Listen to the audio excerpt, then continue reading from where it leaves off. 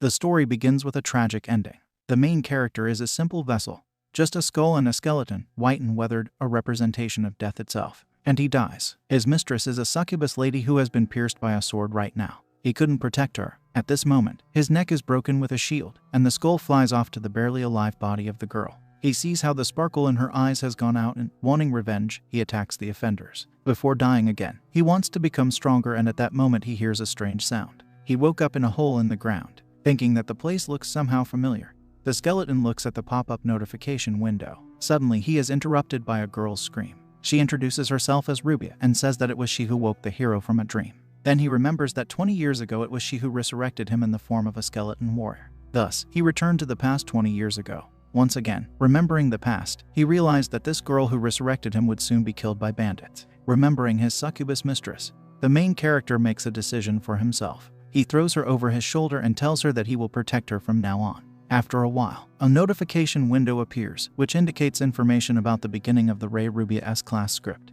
Rey Rubia, the girl's full name. When a girl tries to say something to the main character, a noise is heard in the neighborhood. The couple decide to hide, and two men on horseback appear on the trail. Then the skeleton remembers that 20 years ago the girl did not just die, she was killed. Even the appearance of strangers suggests that they are not just bandits, they are professional mercenaries. But what do they need girls? It turns out that the girl is the rightful heir of the Lord. Having said that, an arrow hits her shoulder. The mercenaries only pretended to leave. The second mercenary immediately approached and decided to abuse the prisoner. At the same moment, a skeleton hits him from behind with a stone. He holds out his hand to the girl and immediately gets a hammer on the skull. The hero has left the light again, and at the same second he wakes up and finds Rubia greeting him. It all started over again. He kept all his memories. But this time the hero gets a memorial, the opportunity to choose a characteristic. He tells the girl to hide behind a stone, and he takes the blade from her. This time he kills a man with a crossbow by hiding in a ground pit and jumping out on him from behind. He raises the level. Remembering the man with the huge axe, he immediately gets hit on the skull. So he died again. After being resurrected, he siphons off all the points for killing a mercenary with a crossbow and dexterity. The next time he did get a man with a hammer,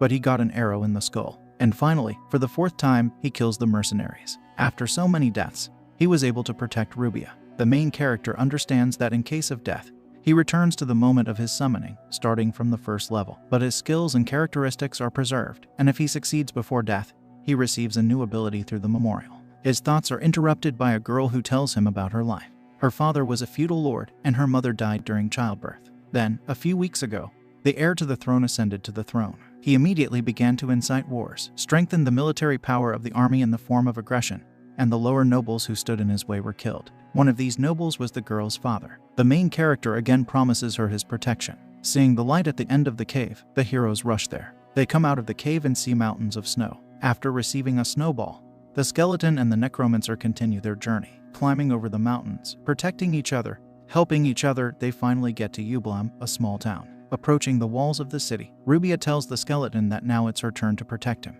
She asks him to stay outside the gate, and she will try to find him some armor. The girl says goodbye to her defender and leaves. An hour passed, and then another. A day followed by a second. In the end, 3 days passed, but the girl never returned. Suddenly, the skeleton hears an elderly man behind the bushes who is dumping someone's body from a stretcher. Approaching the body, the hero recognizes his companion in it. She was dead, and her body was disfigured. He couldn't protect her again. This dead body reminded him of a succubus lady, but his thoughts were interrupted by two men. From their conversation, the hero learns that his girlfriend killed herself before she was sold. One of the men wants to abuse the dead body, and when the second leaves and the other is already hanging over the body, the main character grabs a sword and sticks it in the man's back, arranging an interrogation. From him, the skeleton learns that the innkeeper brought the girl to them, and the captain of the guard ordered these two men to brutally beat her. Kneeling down, the skeleton closes the eyes of the dead body of the girl and is going to visit the city. At night, in a raincoat, he goes to the owner of the inn, intimidating, trying to get information from him.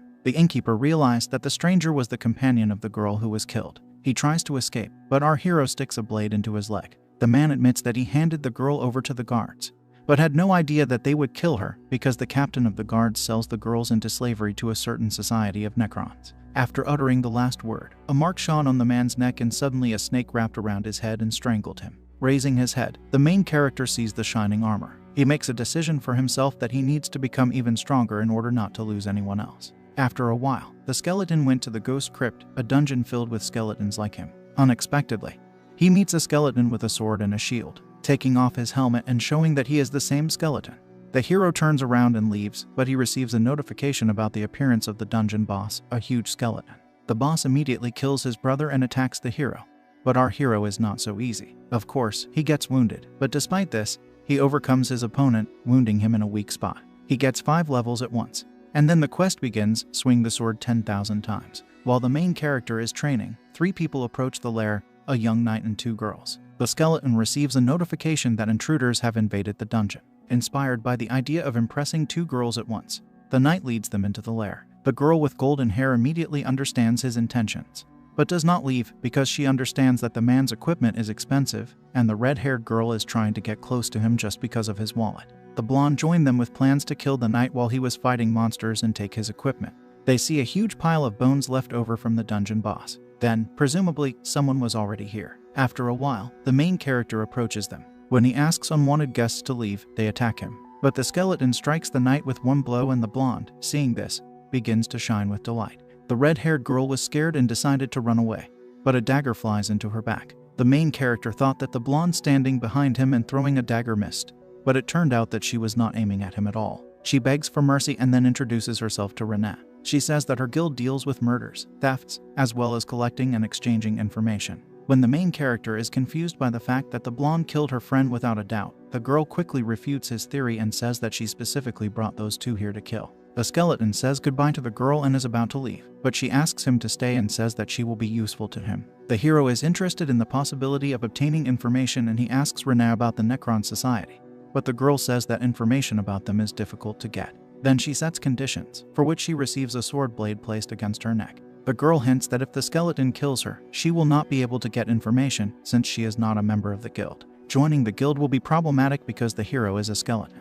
After asking about the condition of the deal, the main character is surprised because the girl wants to become allies. Suddenly, a notification window appears, which indicates the appearance of a new task, the history of Renat. A blonde distracts him from his thoughts, offering the following conditions. It provides the skeleton with information and helps with training. Without listening to her, the hero grabs the girl by the throat and says that she offers him an alliance when she killed a man a couple of minutes ago. The girl says that people do not consider her one of them, because they are only interested in her body. Exactly the same as with our main character. He is only seen as a monster to be killed. She then shares information about the Necron Society with him. This is an underground organization that is engaged in the production of contract killings and the slave trade. Unfortunately, this is all the girl knows, so she wants to make a deal with the undead. She will bring her victims to the dungeon, and the hero, killing them, will gain experience. And in return she will increase her rank in the guild. By increasing her rank, new information will be available to her and she will be able to share it. The main character agrees to the terms and they make a deal.